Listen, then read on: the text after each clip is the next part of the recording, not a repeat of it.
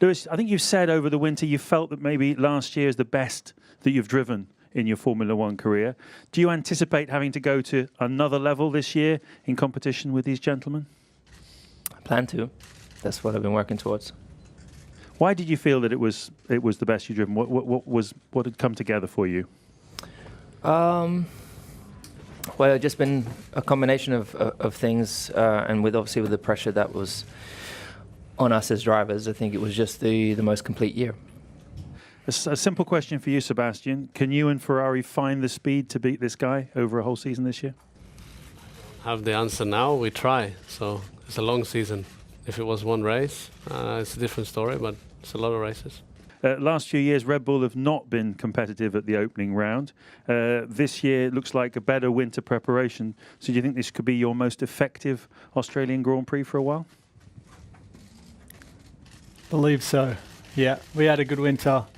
It's all. I think it's all there in front of us now, and yeah, I think we're still the top three teams. You know, with Merck and Ferrari and us. I think we're still going to be leading the pack for now. So yeah, hopefully we're deep in that front group and have a chance to stand up on the podium. Daniel, you say the team is the best prepared it's been in quite a while. Is that more pressure on you, less pressure, more fun, less fun? How do you look at it? It has to be more fun. Not starting last year wasn't fun at all, so it has to be more fun. And even little things like last year, we missed the anthem on the grid because I was in the garage trying to obviously get the thing going or be there for when it got going. So I missed a lot of the Sunday build-up, which was not fun. So for sure, this preparation is going to mean more fun this weekend, and then we'll see where that fun takes us. Lewis, do you think you've reached your peak as a driver, or are you still learning? I hope not.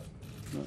Yeah. Is it a peak age for a driver, or you just carry on learning? Yeah, no, I hope not. I'm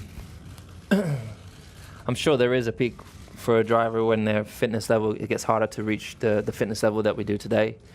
When your interest starts to decline and your drive starts to decline, I guess that's when you're over your peak. But I definitely don't feel I'm at that. I'm definitely in a good range right now, and that's where I need to continue to try to extract the most I can from it.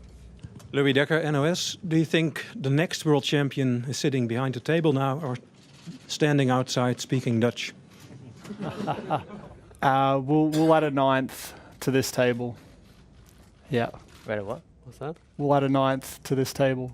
We've got 8 between us. Ah, okay. Sebastian, do you see any weaknesses in Lewis? How would you describe them or see them? What are they, if there are any? Well, there aren't many. So I think he's doing a very, very good job for many years now. So I think it's always a bit of a weird question to answer when the person is sitting right next to you. But as I said, there aren't many. I'm sure we all have our weaknesses. Maybe some is part of our characters. Maybe some are part of our driving. But to be honest, I don't really think about those too much. I think about mine quite a lot and try to get better. What I consider I need to improve. But yeah, concerning other people, it's not in my hands. So I try to finish my plate. Sebastian, were you surprised that Kimi started on Instagram, and are you planning to follow the example? Yes and no. They're my answers. Finish answers, short. But you were on social media. No? I think I'm following someone. Yeah. Well, to whoever it is, congratulations. Chip Legrand from the Australian newspaper. It's a rare thing in any sport when you have two enduring champions that are both at the peak of their powers. So for you, Lewis and Sebastian, how special is it to sort of share your careers in this way and heading into this season where I guess we're all looking at it as a bit of a decider? I think it, if I start, yeah, I think it's, ultimately, it's a privilege to be in Formula One. It's a privilege to be racing for the teams that we're racing for. And, for me and Mercedes, with the heritage that they have, to be a part of the sport that's progressing and changing with the times, and to be at the forefront of it, competing against the best drivers that you can compete against. I think that's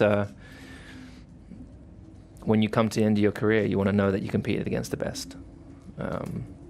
There are those that bow out bow out early.